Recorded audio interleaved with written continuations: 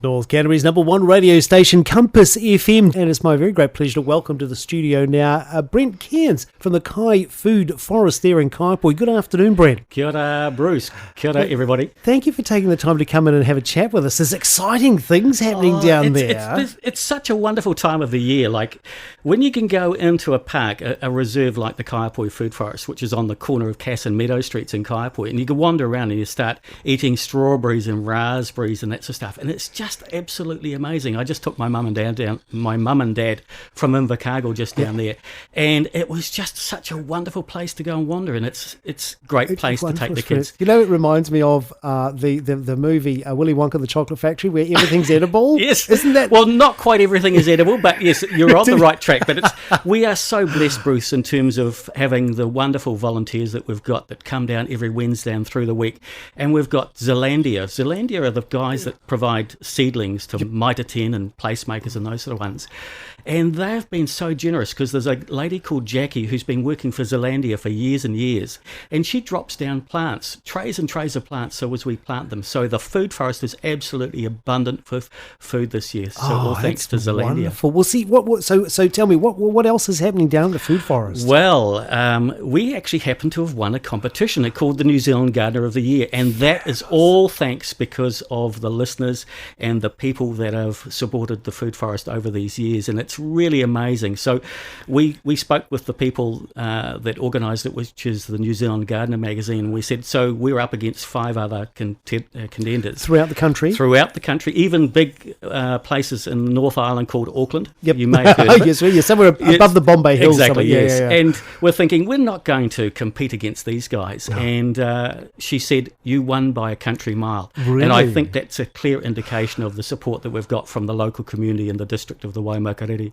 So we're very, very blessed. So thank you everybody that voted for us. It was wonderful to win that competition. Would it be fair to say that others in the country might be looking to you to take the lead? Okay, in the last week we've had people from Littleton, we've had communities from Waikato, Amberley, Christchurch, all have made contact with us looking to replicate what we've done here in the Waimakariri, and that's just in the last couple of days.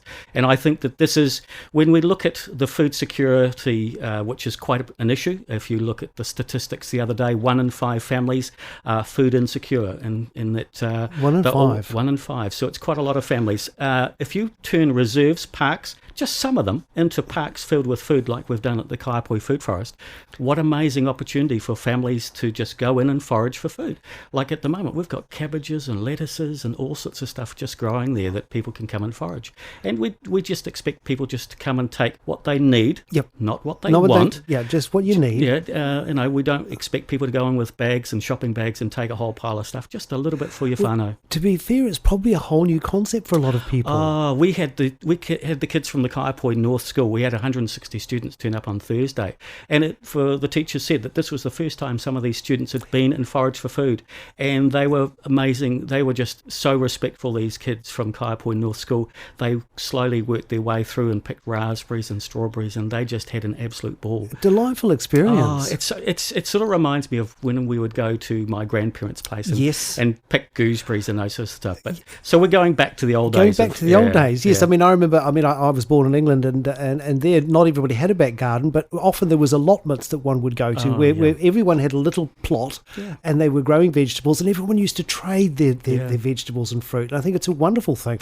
Yep. Do you see your influence going international? Have you had any interest from overseas? So I think the government are really keen on creating a food secure communities, and so we're working with other organisations like Satisfy Food Rescue and other organisations like that, and also council, to try and actually replicate this process or replicate this concept throughout certainly New Zealand. But we've already had Samoa and also Japan. We had a professor at the start of this year come in from Japan, specifically come to interview us as to how we'd got the community involved in creating this project. Well, it's an exciting time, isn't it? For the So when was, just a little bit of history, when was the Kaiapoi Food Forest first established? This was in September 2017. So we're looking at within 3 years, or just a little over 3 years, it's gone from its inception garden to having the influence and the accolades that it has already. And it's all because of the volunteers that we get every week. It's just purely amazing as to how much support, like Corrections Department did a huge amount of the grunt work in the early days. Oh, the very beginning, yes. Right in the early days. And now we've got the weekly volunteers, and people sneak in and just do a little bit of weeding, and it's just amazing. We find people down there all the time helping out, just on the quiet. They don't like to be named like Marion or Anne-Marie or Lena or Natalia. They don't need to be named. No. They just love the. They're just lovely people. They just want the experience of interacting with the plants, I guess, because often that's the case, isn't it? Getting in touch with nature. It's just a beautiful thing. What a wonderful thing. So now you've got something special coming up this weekend. I've got sound effects today, Bruce. He's got sound effects. So we've got our strawberry fair on this Sunday, on the 13th of December at 11 till 3. Yep. We've got live music. We've got amazing Christmas stalls. So hence the reason why I've got the Christmas jingle bells in the background. So we've filled the place with Christmas stalls, and you wouldn't believe, I've had a heck of a time this week, Bruce. I've had to sample all of the produce that people are going to make. So Tracy invited us around and say, look, could you try this Eton mess? So look up Eton mess, everybody. Eton mess. It's horrible. You wouldn't like it. But I reckon after Sunday, people are going to put on about 5 kgs after trying all of this amazing food. We've got ice cream. We've got bouncy castles. We've got all sorts of different ranges of food, from cakes, desserts. Villa del Vente, Francesca is coming again, and she's made double, because last time her cakes were so popular she sold out within 45 minutes. So a 4-hour fair, she sold out within 45 minutes. So it just gives you an idea as to how great the baking and everything else that's going to be. So she's bringing more this year. Oh, she's going to. You should see the board of stuff she's making. So come on down to the Strawberry Fair at the Kaiapoi Food Forest on 32 Cass Street in Kaiapoi between 11 and 3. It is going to be an amazing day. You'll hear the live music. We've got lots of parking around the food forest, so come on down. It's going to be a fantastic time. Oh, look, Brent, what a wonderful thing. Thank you so much for popping in this afternoon, and congratulations on the accolade. That's a wonderful thing. I saw it on the network news television station. I must admit, I snuck a picture on breakfast program. Did you? So yeah. So again, we were very, very proud of winning. Yes, as you should be. So Kaiapoi, also the community garden, took out the same award back in 2011. So it just goes to show that Kaiapoi is actually now the new garden town of New Zealand. It is in the name, of course, Kaiapoi. Exactly. Being food, and of course it's always been it's had accolades as a river town as well. I would have to say that it's New Zealand's best river town. Yes. And of course, Kaiapoi was famous prior to Europeans arriving for being one of the most important trading posts for food in Pounamu.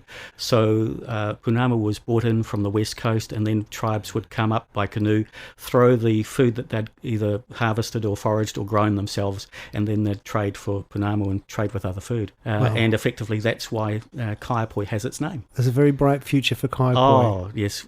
Particularly on Strawberry Fair on Sunday, Bruce. You've got to come down between 11 and 3. Now, Sunday, I know I've got a busy day, but that's I've got church. the parade. You've got church first. Parade. But I'll see if I can fit it in, Brent. I would love to come along and have a look. Thank you so much for your time this afternoon.